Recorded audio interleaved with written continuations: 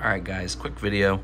Everybody knows the Walthers non-proto cars come with the handrails that are never installed.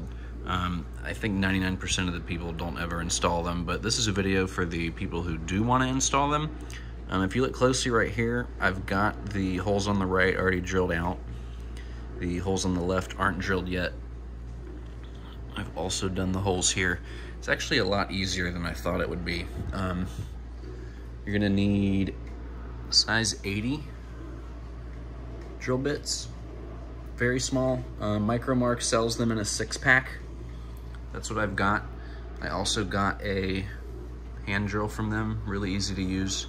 You don't really need the drill bit to be out of the actual handheld drill for very long in terms of the length. Otherwise you risk the drill bit breaking. And really all you gotta do is line it up. This is actually a finger press.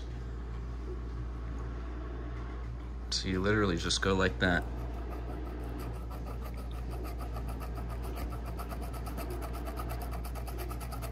Until it's drilled out. We'll do that one a little bit more, see if we can get it to focus.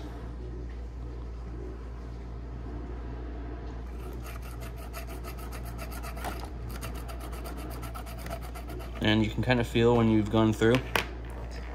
And just like that, brush it off, get the excess plastic off, and that's it. Take note of your passenger car instructions. I know different cars use different sizes.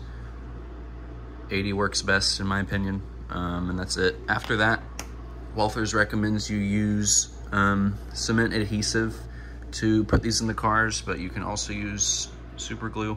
If you use the super glue route, I don't recommend using a lot. Dip the tips of the handrail in it very lightly and then insert them. If you use too much super glue, you are going to get that super glue, that white residue that kind of covers plastic when you add super glue to it. So just use that very conservatively. But that's how you add handrails to a Walthers passenger car.